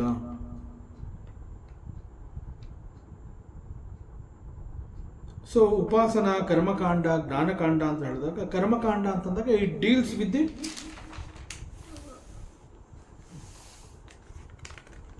ಪೂಜೆ, ಪುನಸ್ಕಾರ, ಯಾಗ, ಯಜ್ಞ, ಆ ರೀತಿ. ಹೇಗೆ ಅಂತಂದರೆ, ಒಂದು ರಿಚುವಲ್ಸ್ ಅಂತ ಹೇಳಿದಾಗ ಅದನ್ನು ಹೇಗೆ ನೀನು ಮಾಡಬೇಕು. ಕರ್ಮಕಾಂಡದಲ್ಲಿ ಪೂಜೆ, ಯಾಗ, ಯಜ್ಞ ಅಂತಂದಾಗ ಅಲ್ಲೂ ಕೂಡ ಅದನ್ನು ಅದೇ ರೀತಿಯಲ್ಲಿ as prescribed in the shastras, as prescribed in the Vedas, it is to be done. So you are supposed to do and you are supposed to follow the way how it is prescribed in the Vedas. Even ಉಪಾಸನ ಅಂತ ಹೇಳಿದಾಗ ಅದು ತಪಸ್ಸು, ಧ್ಯಾನ, ಜಪ, ವ್ರತ, ನಿಯಮ ಅವುಗಳನ್ನು ಕೂಡ ಅದೇ ರೀತಿಯಲ್ಲೇ ಮಾಡಬೇಕಾಗತ್ತೆ. ಸೊ ಅದರಿಂದ ನಾನು ನೇರವಾಗಿ ವೇದವನ್ನು ನಾನು ಫಾಲೋ ಮಾಡ್ತಾ ಇದ್ದೀನಿ ಅಂತ ಹೇಳಿದ್ರು ಕೂಡ ನನಗೆ ಗೊತ್ತಿಲ್ಲದೆ ಇರುವಂತಹ ಅನೇಕ ವಿಚಾರಗಳು ಈ ವೇದದಲ್ಲಿದೆ. ಸೊ ಮನುಷ್ಯನಿಗೆ ಗೊತ್ತಿಲ್ಲದೆ ಇರುವಂತಹ ವೇದದ ಬಹಳ ದೊಡ್ಡ ರಹಸ್ಯ, ಬಹಳ ದೊಡ್ಡ ಜ್ಞಾನ ಭಾಗ ಕೇವಲ ನನಗೆ ಮಾತ್ರ ಗೊತ್ತು ಅಂತ ಭಗವಂತ ಹೇಳ್ತಾ ಇದ್ದಾನೆ. ಸೊ ಮಂತ್ರ ಪಠನ, it gives us so much strength while listening or while chanting ಅಂತ ಹೇಳಿದಾಗ, unless we know we are going to get it.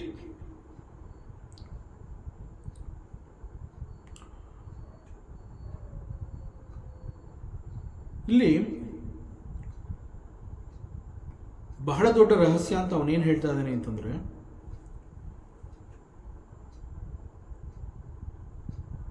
ಪರಮಾತ್ಮ ಇಲ್ಲಿ ಹೇಳ್ತಾ ಇರುವಂತಹದ್ದು ಇನ್ ದಿ ಎಂಟೈರ್ ವರ್ಲ್ಡ್, ಈ ಒಂದು ಪರಮಾತ್ಮನ ಬಹಳ ದೊಡ್ಡ ಸೃಷ್ಟಿ, ಇಲ್ಲಿ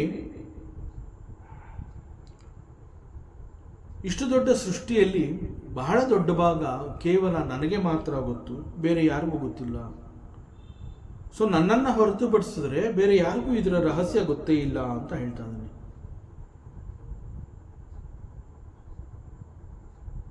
ಭಾಗವತದ ಈ ಭಾಗದಲ್ಲಿ ಪರಮಾತ್ಮ ಶ್ರೀಕೃಷ್ಣ ಈ ಒಂದು ಸ್ಟೇಟ್ಮೆಂಟ್ ಕೊಡ್ತಾ ಇದ್ದಾಗ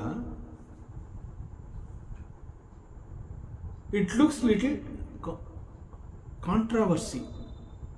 ಯಾಕೆ ಭಗವಂತ ಈ ರೀತಿ ಹೇಳ್ತಾ ಇದ್ದಾನೆ? ವೇದದ ಇಷ್ಟು ದೊಡ್ಡ ಭಾಗ ಯಾರಿಗೂ ಗೊತ್ತಾಗೋದೇ ಇಲ್ಲ ಅನ್ನೋದೇ ಆದರೆ, then why our Sanatana Dharma it has prescribed Veda or Vedic knowledge to us. ಯಾವ ಕಾರಣದಿಂದ, ಯಾವ ಉದ್ದೇಶವನ್ನು ಇಟ್ಕೊಂಡು ಈ ಒಂದು ಸನಾತನ ಧರ್ಮ ನಮಗೆ ವೇದಿಕ್ ನಾಲೆಜ್ ನೀನು ಪಡ್ಕೋ ಅಂತ ಹೇಳ್ತಾ ಇದೆ. We have to analyse this, we have to think more about it.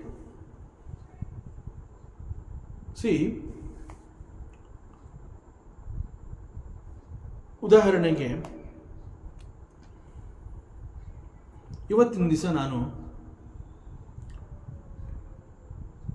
ಟೀಯನ್ನು ಅಂದರೆ ಟೀಯನ್ನು ನಾನು ತುಂಬ ಚೆನ್ನಾಗಿ ಪ್ರಿಪೇರ್ ಮಾಡ್ತೀನಿ ಅಂತ ಅಂದ್ಕೊಂಡಿರ್ತೀನಿ. ಶುದ್ಧವಾದ ಮನಸ್ಸಿನಿಂದ, ಬೇರೆ ಏನೂ ಪ್ರೀ ಆಕ್ಯುಪೈಡ್ ಇಲ್ಲದೆ ಇರೋದ್ರಿಂದ ಕಂಪ್ಲೀಟ್ ಫೋಕಸ್ ಕೊಟ್ಟು ಒಂದು ಟೀ ಪ್ರಿಪೇರ್ ಮಾಡ್ತೀನಿ. ಆ ಟೀನ ಕುಡಿದಾಗ ನನಗೇನು ಅನ್ಸುತ್ತೆ ಅಂತಂದರೆ, ಎಲ್ಲೋ ಒಂದು ಕಡೆ ನಾನೇನು ಅಂದ್ಕೊಂಡಿದ್ದೆ ಆ ರೀತಿ ಇವತ್ತು ಟೀ ಪ್ರಿಪೇರ್ ಆಗಲಿಲ್ಲ. ಸೊ ಇಟ್ ಈಸ್ ನನ್ನ ಎಕ್ಸ್ಪೆಕ್ಟೇಷನ್ಗಿಂತ ಇದು ಕಡಿಮೆ ಆಗೋಯಿತು. ನಾನು ಅಂದ್ಕೊಂಡೆ ತುಂಬ ಚೆನ್ನಾಗಿ ಟೀ ಮಾಡಿ ಕುಡಿಬೇಕಿತ್ತು ಇವತ್ತು ಅಂತ ಅಂದ್ಕೊಂಡು ನಾನು ವಿತ್ ದಟ್ ಮೈಂಡ್ ಸೆಟ್ ನಾನು ಟೀ ಪ್ರಿಪೇರ್ ಮಾಡಿದ್ರು ಇವತ್ತು ನಾನು ಎಕ್ಸ್ಪೆಕ್ಟ್ ಮಾಡಿದ ಲೆವೆಲಲ್ಲಿ ಟೀ ಆಗಲಿಲ್ಲ ಅಂತ ಅನ್ಸುತ್ತೆ. ಲಾಸ್ಟ್ ಟೈಮ್ ನಾನು ಎಷ್ಟು ಚೆನ್ನಾಗಿ ಮಾಡಿದ್ದೆ, ಇವತ್ತು ಯಾಕೆ ಈ ರೀತಿ ಆಯಿತು? ಸೊ ಲಾಸ್ಟ್ ಟೈಮ್ ನಾನು ಹೇಗೆ ಮಾಡಿದೆ ಅದೇ ರೀತಿಯಲ್ಲೇ ಇವತ್ತು ಕೂಡ ನಾನು ಫಾಲೋ ಮಾಡಿದೆ. ಆದರೂ ಕೂಡ ಯಾಕೋ ನಾನು ಎಕ್ಸ್ಪೆಕ್ಟ್ ಮಾಡಿದಷ್ಟು ಚೆನ್ನಾಗಿ ಟೀ ಪ್ರಿಪೇರ್ ಆಗಲಿಲ್ಲ. ದೆರ್ ಈಸ್ ಸಮ್ ಡಿಫ್ರೆನ್ಸ್, ಏನೋ ಒಂದು ವ್ಯತ್ಯಾಸ ಉಂಟಾಗಿದೆ. ಇನ್ಫ್ಯಾಕ್ಟ್ ತುಂಬ ಟೀನ ಚೆನ್ನಾಗಿ ಪ್ರಿಪೇರ್ ಮಾಡೋವನ ಹತ್ರನೇ ಹೋಗಿ ಕಲ್ತ್ಕೊಂಬಂದು ನಾನು ಮಾಡಿದ್ದೆ, ಚೆನ್ನಾಗಾಗಿತ್ತು. ಬಟ್ ಇವತ್ತು ಯಾಕೋ ಆ ರೀತಿ ಆಗಲಿಲ್ಲ, ಏನೋ ಒಂದು ವ್ಯತ್ಯಾಸ ಇದೆ. So then what is it that what we have to do? ನಾವು ಹೆಚ್ಚಿನ ಅಂಶ ಈ ರೀತಿಯಲ್ಲಿ ನಾವು ತಲೆ ಕೆಡಿಸ್ಕೊತೀವಿ. ಇಲ್ಲಿ ಭಗವಂತ ಏನು ಹೇಳ್ತಾ ಇದ್ದಾನೆ ಅಂತಂದರೆ, ಮುಖ್ಯವಾಗಿ ವೇದದಲ್ಲಿರುವಂತಹ ಅನೇಕಗಳು ನಮಗೆ ಅರ್ಥ ಆಗೋದಿಲ್ಲ. ಆದ್ರಿಂದ ಇಲ್ಲಿ ವೇದ ಏನು ಹೇಳುತ್ತೆ ಅಂತಂದರೆ, to understand the life in a better way, ವೇದಗಳು ಮುಖ್ಯವಾಗಿ ಯಾಕೆ ನಮಗೆ ನಮ್ಮ ಮುಂದೆ ಅದು ತೆರೆದಿಟ್ಟಿದೆ, ಯಾಕೆ ವೈ ಇಟ್ ಈಸ್ ಪ್ರಿಸ್ಕ್ರೈಬ್ಡ್ ಅಂತಂದರೆ, ನನ್ನ ಬದುಕು ಚೆನ್ನಾಗಿರಲಿ, ನನ್ನ ಲೈಫ್ ಚೆನ್ನಾಗಿರಲಿ ಅಂತ ಹೇಳಿ ವೇದದಲ್ಲಿ ಒಂದು ಭಾಗ ಏನು ಮಾಡುತ್ತೆ, certain instructions are prescribed in the Veda. ಅದನ್ನು ವಿಧಿ ನಿಷೇಧ ಅಂತ ಹೇಳ್ತಾರೆ. ಅಂತಂದರೆ ಕೆಲವುಗಳನ್ನು ಈ ರೀತಿಯಲ್ಲಿ ನೀನು ಮಾಡಲೇಬೇಕು, whether you like it or not, this you have to do it. ಮತ್ತೆ ಇನ್ನೊಂದು ಕಡೆ ಹೇಳುತ್ತೆ, ಇದನ್ನು ನೀನು ಮಾಡಲೇಬಾರ್ದು, ಯಾವುದೇ ಕಾರಣದಿಂದ ಕೂಡ ನೀನು ಇಂತಹದನ್ನು ಮಾಡಕ್ಕೆ ಹೋಗಬಾರ್ದು. ಸೊ ಹೀಗೆ ಡೂಸ್ ಆ್ಯಂಡ್ ಡೋಂಟ್ಸ್ ಅಂತ ಕರೀತಾರೆ ಇದನ್ನು, ಇವುಗಳನ್ನು ವೇದದಲ್ಲಿ ಹೇಳ್ತಾರೆ. ಸೊ ಇಲ್ಲಿ ಪರಮಾತ್ಮ ಏನು ಹೇಳ್ತಾ ಇದ್ದಾನೆ ಅಂತಂದರೆ, ವೇದ ಈ ರೀತಿ ಹೇಳಿದೆ, ಡೂಸ್ ಆ್ಯಂಡ್ ಡೋಂಟ್ಸ್ಗಳನ್ನೆಲ್ಲ ನಮಗೆ ಎಚ್ಚರಿಕೆ ಅಂತ ಹೇಳಿ ಕೊಟ್ಟಿದೆ ಅಂತಂದಾಗ ಪರಮಾತ್ಮ ಅದಕ್ಕೆ ಒತ್ತು ಕೊಟ್ಟು ಹೇಳ್ತಾ ಇದ್ದಾನೆ, ಜಸ್ಟ್ ಡೂ ಯುವರ್ ಡ್ಯೂಟಿ. ಅದಕ್ಕಿಂತ ಹೆಚ್ಚು ನೀನೇನು ಮಾಡಬೇಕಾಗಿಲ್ಲ, ನೀನು ಕೇವಲ ನಿನ್ನ ಕರ್ತವ್ಯವನ್ನು ಮಾಡಿದ್ರೆ ಸಾಕು. ಸರಿ, ನೀನು ಮಾಡುವಂತಹ ಒಂದು ಕರ್ತವ್ಯವನ್ನು ನೀನು ಧರ್ಮ ಅಂತ ತಿಳ್ಕೊಂಡ್ರೆ that is highest.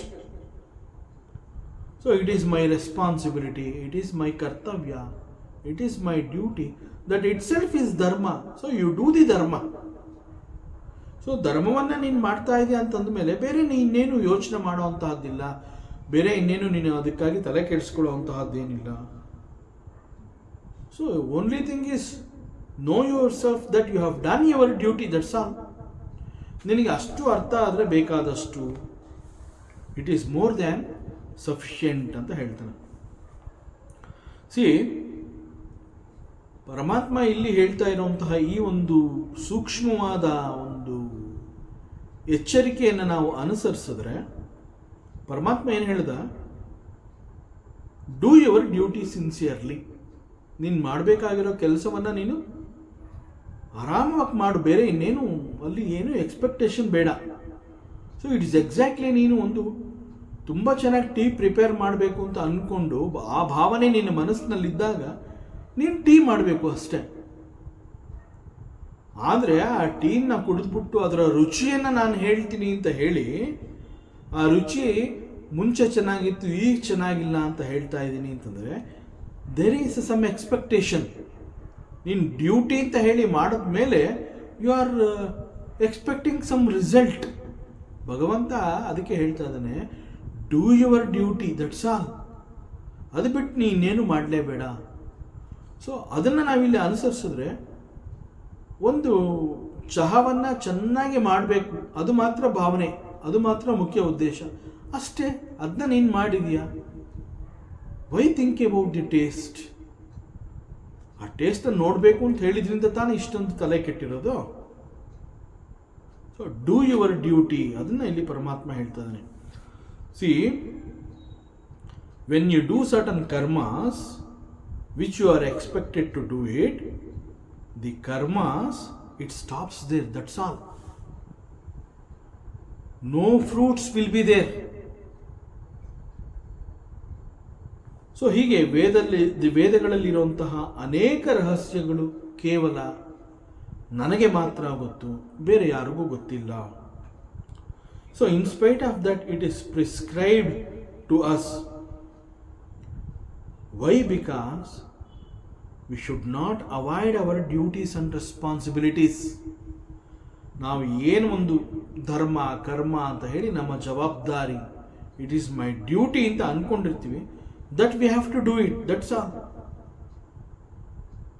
So let us try to understand what Krishna is actually saying here. ಕೇವಲ ನನಗೆ ಮಾತ್ರ ಗೊತ್ತು, ಬೇರೆ ಯಾರಿಗೂ ಗೊತ್ತಿಲ್ಲ ಅನ್ನೋವಂತಹದ್ದನ್ನು ಅವನು ಹೇಳ್ತಾ ಇದ್ದಾನೆ. ಆ್ಯಂಡ್ ಇಲ್ಲಿ ನಮ್ಮ Sanatana Dharma you know the Vedic knowledge ಅಂತ ಕೂಡ ಹೇಳ್ತಾ ಇದೆ. ಸೊ ಈ ಒಂದು ವಿಚಾರವನ್ನು ಹೇಗೆ ಅರ್ಥ ಮಾಡ್ಕೋಬೇಕು, ಮುಂದಿನ ಅವಕಾಶದಲ್ಲಿ ಮತ್ತೆ ಮುಂದುವರಿಸೋಣ.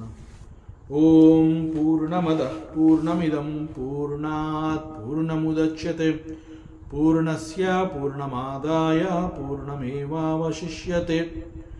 ಓಂ ಶಾಂತಿ ಶಾಂತಿ ಶಾಂತಿ.